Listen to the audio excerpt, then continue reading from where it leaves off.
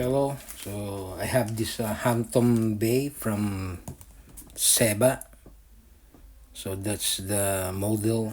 This one is the 54 inches covered outdoor ceiling fan, 3-speed, wobble free, reversible quiet motor, brass nickel finish. I like that one. Frosted opal plastic shade, 5 medium hickory blades, suitable for covered outdoor areas, damp rated, dimmable integrated 20 watts light, no bulbs replaced. So it means this one is forever. Adjustable color temperature from 3000, 4000K, and last is 5000K. The number one, I like this one, is the daylight, but they have, I think, 3 selection of light. Maximum airflow 5,458 cubic feet per minute. And this one is 54 inches wide and 10.9 in height. So move it a little bit. So that's it look like. This one is energy guide. Estimated yearly energy cost $11. So that's the closed ceiling. That's the gap. And if you want the SKU number, 10008 601 948. So let's crack this box, and hopefully I can show how to install this one. So open it. So I just want to show you.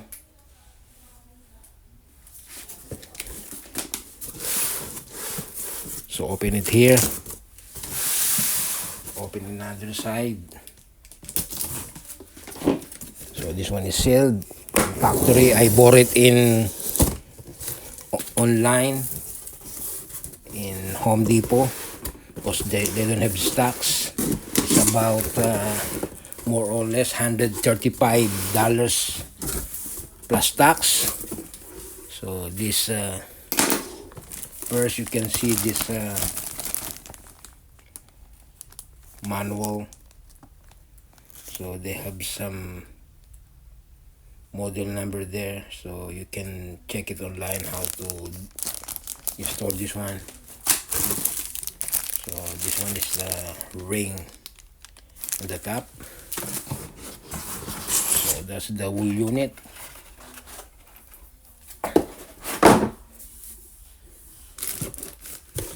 This is the remote control. So the good thing, they're generous. It comes with the battery, and it comes with a tube too to make the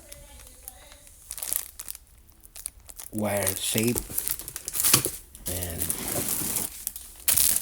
here's the propeller. So they have 1, 2, 3, 4, 5, and here's the,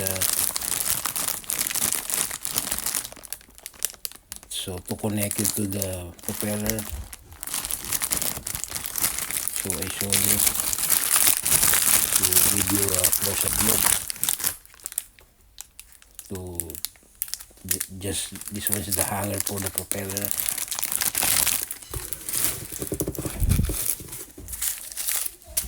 So for the mold, that one is not. And here's the actual base of the fan.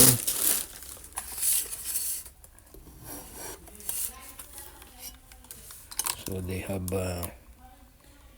3 connection there. So 3 wire. I think one of them is the ground. And here's the, you can use a sharp thing or pen to adjust. You need to match the number there to the remote.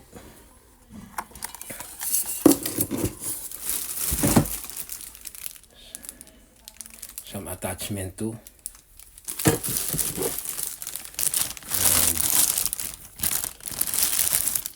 here's the light. That's, they said, is forever. Hopefully it is. So that's it. So let's install it right away.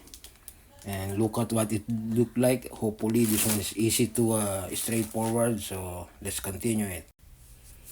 The most important here, viewers, it's you need to install first the battery for the remote so that you can pair it or bind it together. So I already put the battery in, and all I need to do is get a thin, tiny object, and I'm just gonna put this one in one. So it's there, it's already one. And after that, it's gonna put the last number 4 down too. So the 4 adjustment, I just put the number 1 down and the 4. So make sure do it in a main unit too, or else this one is not gonna work. So it's there, close up look. So 1 and 4. So it's down, and do it here too, to the main unit. Be careful to this one, it's heavy, so put this one in 1. Hopefully camera catched it. So 1, and put the other one to 4. So that's how you do it. So let's continue. That's the most important one, or else you're gonna take it up again after you install this main unit. So that's simple you need to do before you do the installation. And then for the safety, you need to put this back. So this one is the cover, that one is rubber, so that's the access, so it fits there. And after that, find this like ring and put it. Make sure this one is in the upper part, so facing up, so it's there. And now we need to find the arrow. It's there, and you need to take the one up, those 2 screws. So let's do it. So since you already locate the screw, so across you need to take it up too, or loosen, not to take it up.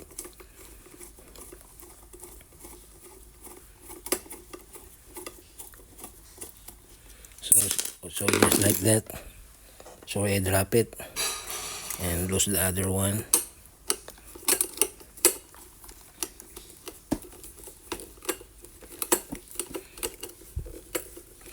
Screws a little bit tight.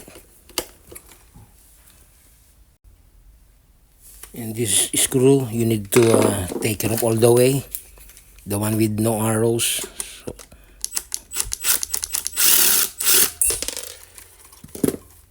So be careful and keep that one. So put that one in the side. And the one is not good, they never provide the long that holds the wool pan. So just use the old one. And after that, we gonna use this one, this hook, so that you don't need the third hand while you install the pan. So that's a good plus there. So let's start to install this one. So make sure to be safety 100%. Shut it off your main switch. So you need to find that one. So I just find it. You can use to put it in, but wait until only a little bit tight and use the screwdriver manually. So just do that one manually, get the screwdriver. And I just get the screw, so make sure don't tighten it very crazy. If you cross thread that one, you have a big problem. You need to change the utility box. So let's proceed to the next one. So it's a little bit tricky to hook that one, but I got it. So you need to install now the wire. Just follow the color chart. Green is a ground, and just connect the black and white, and you're almost there. So let's install right now. So it's there. I make it very clear and safety. So this insulation, the yellow plastic one, after I roll it, I put some tape too to be sure, electrical tape, and you just follow the black, white, and this one's the black, and the green is the ground. So I already put it too. So let's put the screw in. So this one is almost fully assembled, and put the propeller on.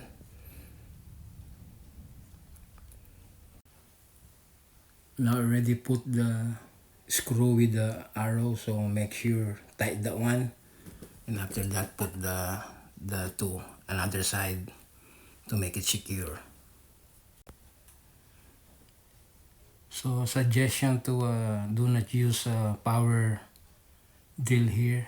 So screw, just use the hand and twist the screw and make it even. Don't be crazy. Don't put a lot of force there. So let's put this ring now there to make it very clean. The most tricky part of this installation is when you install the light.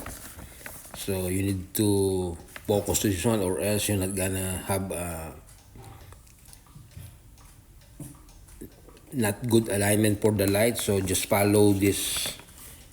It says there, position of the notches KK on the inner edge of the 20 watts LED light kit F. So they match the tabs LL on the outside of the light mounting MM. Carefully lift the 20 LED lights, keep F inside the light kit and mounting plate MM. So just follow that one, make sure, and this is the how to install the propeller. So make sure the one with the sticker like this, it says there, this one is going up or side up, so it means this one is the top, and there's a pole holder, but these two plastic is only to be stable and like stopper, and put like that way and put it one by one and repeat this process 4 times and you're there. So let's do it. Put this one by one. So as I mentioned earlier, be sure this one is they said it's facing up, and I already put it. So I'm very sorry, I mentioned earlier this one is 4 blade, but it's I just noticed this one's 5 pieces, so you need to do it 5 times, same way. I already put this one, and I just gonna put the 4 propeller more. So it's there, it's already tight, the first one, so just do it same as the first one, and let's do it. Just repeat just repeat the process. In this one, you can tell it's a quality pan because it comes with the individually wrapped one by one. So let's see now if this one is roll. So put in a power.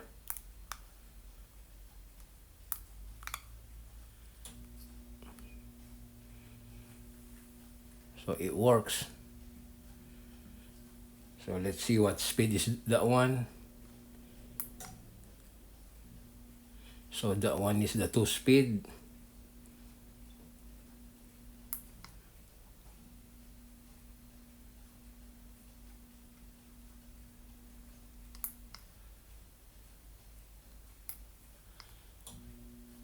So that one is the 3.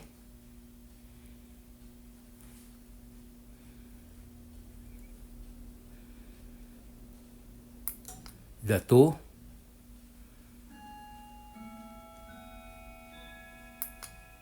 And the 1. Share it up.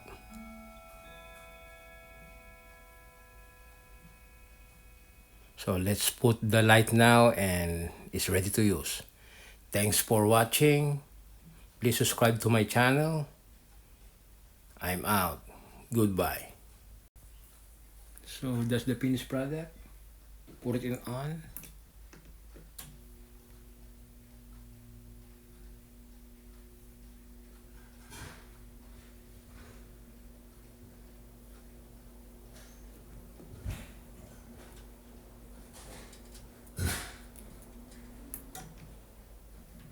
That's number 2. That's number 1. Share it up.